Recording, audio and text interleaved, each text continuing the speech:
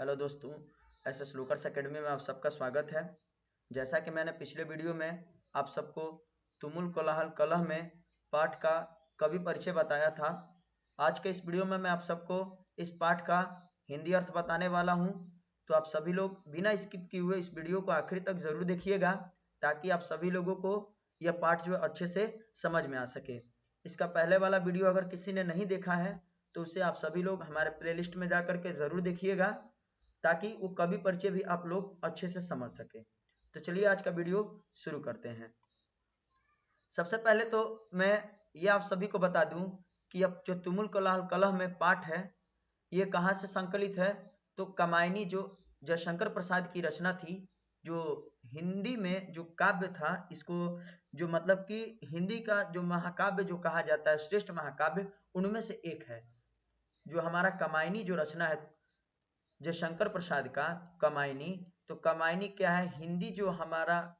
हिंदी है, हिंदी क्षेत्र में जो है सर्वश्रेष्ठ जो महाकाव्य के रूप में इसको जाना जाता है। तो याद रखना है कि तुमुल कोलाहल कलह में पाठ कामायनी से संकलित है, जिसमें श्रद्धा और मनु नाम करके दो नायक और नायिका रहती हैं, जो भाव विभोर होकर के जब श्रद्धा मनु को प्राप्त करती हैं तो वो कहती हैं उनसे कि तुमुल कोलाहल कलह में मैं हृदय की बात रे मन। यानी जो श्रद्धा है वो भाव विभोर होकर के मनु से कहती है कि हे मनु, जब मतलब कि इस संसार में कोलाहल होगा, आवाज होगा, चारों तरफ जो युद्ध घोष होगा, लोग कोलाहल आवाज करेंगे, तो मैं हृदय की बात रे मन, अर्थात मैं हृदय की बात बन करके और मतलब तुम्हारे मन को शांत करूंगी, अर्थात जो इस संसार में कोलाहल होगा, जो हल्ला होगा, उसको मैं शांत करूंगी। ये श्रद्धा मनु से कहती हैं। फिर कहती हैं कि विकल होकर नित्य चंचल खोजती जब नींद के पल, चेतना थक सी रही तब मैं मले की बात रे मन। विकल होकर, विकल मतलब क्या होगा, व्याकुल, व्याकुल होकर नित्य चंचल, नित्य चंचल जैसे कि आपका मन जो चंचल हो जाएगा, व्याकुल हो जाएगा, जब आप मतलब कि अशांत हो जाएंगे, विकल मतलब अशांत हो जाएगा, जब आप अशांत होकर के जो है चंचल होकर के जब नींद के पल खोजेंगे, जब नींद के पल आप खोजेंगे, चेतना थक सी रही, जब आपकी बुद्धि चेतना सब थक जाएगी, आप नींद के पल खोज रहे हैं, तो श्रद्धा कहती है कि हे मनु, मैं मलय की बात रे मन, तो मैं मलय पर्वत से निकलने वाली जो ठंडी हवाएं हैं, या मलयाचल से निकलने वाली जो ठंडी हवाएं हैं, उसके समान मैं आपको शीतलता प्रदान करूंगी, अर्थात आपको मैं मतलब कि मतलब कोमलता प्रदान करूंगी, जिससे आप की जो चेतना थकी हुई है वो ठीक हो सके, और आप जो नींद के पल खोज रहे हैं तो आपको आराम मिल सके। तो ये हमारी जो श्रद्धा है वो बोलती है मनु से कि विकल होकर नित्य चंचल, यानी जब आप व्याकुल अशांत हो जाएंगे, आप नींद के पल जब खोज रहे होंगे चंचल व्याकुल होकर के, ठीक, तो जब आपकी चेतना थक गई होगी, तब मैं मलय पर्वत से निकलने वाली जो ठंडी हवा है, अर्थात मलयाचल से निकलने वाली जो ठंडी हवा है, उससे मैं आपको शीतलता प्रदान करूंगी, जिससे आपकी जो चेतना जो थक गई है और जो आप मतलब कि अशांत हो चुके हैं वो आप ठीक हो सके। इसके बाद श्रद्धा कहती है मनु से कि चिर विषाद विलीन मन की इस व्यथा के तिमिर बन की, मैं उषा सी ज्योति रेखा कुसुम विकसित प्रात्र मन। चिर विषाद, चिर विषाद का मतलब होगा कि अत्यधिक, मतलब कि नहीं होता है कि दुखी या अत्यधिक पीड़ा कष्ट में होता है। जब कह रही है श्रद्धा मनु से कि हे मनु, जब आपका मन जो है अत्यधिक कष्ट में दुखी होगा या अत्यधिक विषाद से ग्रसित रहेगा, तब कहते हैं कि इस व्यथा के तिमिर मन की, तो आपकी जो व्यथा, जो आपके कष्ट है, वो एक वन के समान है, एक अंधकार रूपी वन के समान है। तो मैं इस अंधकार रूपी वन में उषा सी ज्योति रेखा, यानी जैसे उषा सूर्य के प्रकाश जब सुबह सवेरे निकलती है, लाल लाल उसके किरणें जो अंधकार को चीरती हुई बाहर निकलती है, तो वैसे ही जो आपके दुख और कष्ट है उसको मैं जो हूँ अंधकार रूपी जो है, अंधकार के रूपी जो सूर्य की किरणें निकलती है अंधकार में, तो उसके समान मैं चीरती हुई जो हूँ बाहर निकलूंगी रोशनी के समान, और आपके जो जो भी कष्ट और दुख है उसको मैं दूर करूंगी। और कुसुम विकसित रात्र मन, और जो कमल का फूल है उसको मैं प्रातः सुबह सवेरे मतलब जैसे खिलता है, तो वैसे मैं आपको शांति प्रदान करूंगी। तो यहाँ पे याद रखना है कि जो मनु जो है उनको बोल रही है श्रद्धा कि जब आप दुख में डूबे हुए रहेंगे, भारी दुख में डूबे हुए रहेंगे, और आपका जो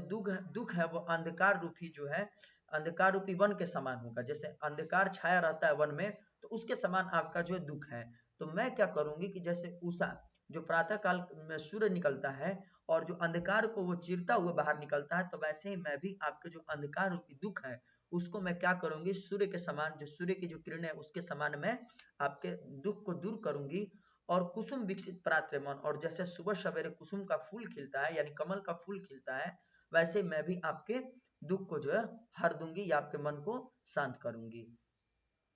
फिर आगे कहती हैं कि जहां मरु ज्वाला धधकती, कहती है कि जहां मरु ज्वाला धधकती, मतलब जहां पर मरुस्थल की जो अग्नि है, ज्वाला है, वो धधक रही है। ठीक, चातकी कौन को तरसती, जहां चातकी पंछी है जो स्वाति नक्षत्र के बूंद के लिए वो क्या करती है, तरसती है। कौन का यहाँ पर मतलब होगा, पानी या बूंद, यानी कि जो स्वाति नक्षत्र का बूंद होता है, साल भर में जो एक बार मतलब स्वाति नक्षत्र का बूंद गिरता है, तो उसको पाने के लिए जो चातकी पंछी है वो तरसती है। तो उन्हीं को श्रद्धा मतलब बोल रही है मनु से कि हे मनु, जहां पर मरुस्थल जो है उसकी ज्वाला धधक रही है, चातकी जो है पानी के लिए तरस रही है, स्वाति नक्षत्र के बूंद के लिए तरस रही है, तो उन्हीं जीवन घाटियों में, तो इसी जीवन घाटियों की तरह मैं सरस बरसात रे मन, तो मैं सरस बरसात के समान आपसे आकर के मिलूंगी। अर्थात जो चातकी पंछी उसके प्यास को बुझाऊंगी और मरुस्थल की जो ज्वाला धधक रही है उसको मैं शांत करूंगी। तो यहाँ पे जो श्रद्धा है वो बता रही है मनु से कि हे मनु, मैं सरस रूपी बरसात के समान मैं मिलूंगी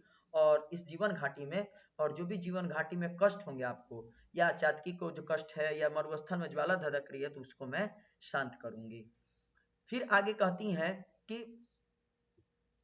यहाँ दो जगह रिपीट हो गया है, जहाँ मरु ज्वाला धधकती चातकी कण को तरसती, ठीक ना। ये वही जगह स्लाइड जो है हमने क्या किया है कि दो बार एक ही जगह मतलब कि हम स्लाइड पे लिख दिए हैं, तो आप लोग समझ जाइएगा। इसके बाद कहा जा रहा है आगे, आगे समझना हमें कि पवन की प्राचीर में रुक, जला जीवन जा रहा झुक, इस झुलसते विश्व वन में मैं कुसुम ऋतु रात्रि मन। यानी यहाँ कहा गया है कि पवन की प्राचीर में रुक, पवन की प्राचीर, प्राचीर मतलब क्या होता है, दीवार, कि पवन रूपी यानी हवा रूपी जो दीवार है उसमें आपका जीवन जो है क्या हो गया, रुक गया है। मतलब जला जीवन, पवन की प्राचीर में रुक, मतलब पवन की जो प्राचीर दीवार है उसमें जीवन रुक चुका है। जला जीवन जा रहा झुक, और जल करके जीवन जो क्या हो गया, झुक गया है। यहाँ पे कवि जो है ये बता रहे हैं, जो हमारे कवि जो शंकर प्रसाद है वो बता रहे हैं कि पवन की प्राचीर में रुक, पवन रूपी प्राचीर दीवार में हमारा जीवन जो है वो रुक चुका है। जला जीवन जा रहा झुक, और जीवन जल करके झुक गया है। तो इस झुलसते विश्ववन में, तो इस झुलसते विश्व में, जो इस झुलसता हुआ विश्व है, जो इस झुलसते हुए विश्व वन है, मैं इसमें क्या करूंगी, कुसुम कुसुम ऋतु रात्रि वन, मैं कुसुम यानी कुसुम ऋतु के समान, वसंत ऋतु के समान मैं मिलूंगी और आपकी जो है मतलब की शीतलता प्रदान करूंगी। तो ये हमारी जो श्रद्धा है वो मनु से बोल रही है कि जो पावन रूपी प्राचीर दीवार के समान आप रुक गए हैं, आपका जीवन चल करके झुक गया है, तो इस झुलसते हुए जो विश्व वन है इसमें मैं कुसुम के फूल के समान जो है, कमल के फूल के समान जो मिलूंगी और आपके जो है इस मतलब मन की जो वेदना है उसको मैं शांत करूंगी। फिर कहती हैं आगे, जो आखिरी चार पंक्तियां हैं उनमें कि चिर निराशा, चिर निराशा निर्धर से प्रतिच्छायित अश्रु सर से, चिर, चिर निराशा मतलब यहाँ पे कहा जा रहा है कि चिर निराशा निर्धर से प्रतिच्छायित अश्रु सर से। प्रतिच्छायित मतलब समझना है कि छाया हुआ होता है, ठीक। अश्रु मतलब होता है आंसू, ठीक। और चिर निराशा मतलब कि जो हमारा मन है वो निराशा के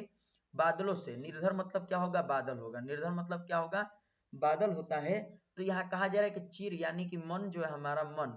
मन जो है निराशा, निराशा से, और निर्धर से मतलब कि मन जो हमारा है वो मतलब कि बादल के समान जो वो निराश हो चुका है, प्रतिच्छायित अश्रु सर से, और हमारे जो है आंसू जो है आंखों में मतलब कि आंखों से बह रहे हैं। तो प्रतिच्छायित यानी चारों तरफ से जो है निराशा के बादल छाए हुए हैं और आंखों से जो आंसू वो निकल रहे हैं। मधुप मुखर मकरंद मुकुलित में सजल जल जाते मन, मधुप यानी कि जो हमारे भौरे हैं, और मुखर, मुखर मतलब मुखरित हो चुके हैं,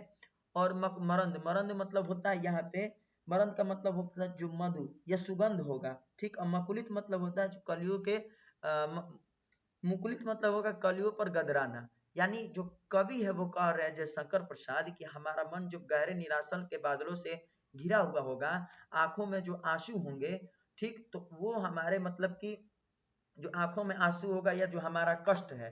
तो वो कष्ट है जैसे कि जो कमल का फूल है पानी में खिलता है, जैसे कमल का फूल पानी में खिलता है और भौरे जो है पुष्प के रस को चूस करके पुष्प रस को चारों तरफ वितरित करते हैं, बांटते हैं। तो वैसे ही जो आपके जो मतलब कि मन में जो निराशा के बादल छाए हुए हैं और आपके आंखों से जो आंसू बह रहे हैं, तो मैं उन आंसुओं को जो हूँ, मैं मतलब कि आपके आंसुओं को जो है मतलब कि दूर करने वाली हूँ। अर्थात जैसे फूल कोई रस को चूस करके भौरे चारों तरफ वितरित करते, तो वैसे मैं भी आपके कष्ट को दूर करूंगी। ठीक, तो ये हमारा जो है तुमुल कोलाहल पाठ था, जिसमें कवि जयशंकर प्रसाद जो है श्रद्धा के बारे में बता रहे हैं कि कैसे श्रद्धा जो है मनु को समझाती और बताती हैं, ठीक, या उनको मनाने का कोशिश करती हैं। तो ये हमारा पाठ था। आई होप आप सभी लोगों को यह पाठ जो तुमुल कोलाहल पाठ है ये आप सभी को समझ में आया होगा। अगर आप सभी को यह नहीं समझ में भी आया होगा तो इस वीडियो को आप लोग 2-4 बार जरूर देखिएगा और समझने का कोशिश कीजिएगा। और कैसा वीडियो लगा इसको कमेंट में आप लोग जरूर बताइएगा। साथ ही अगर आप हमारे चैनल पर नए हैं तो चैनल को सब्सक्राइब कर लीजिएगा, बेल आइकन को प्रेस कर दीजिएगा, ताकि हमारे नए नए वीडियो का अपडेट जो है आप तक पहले पहुंच सके। धन्यवाद।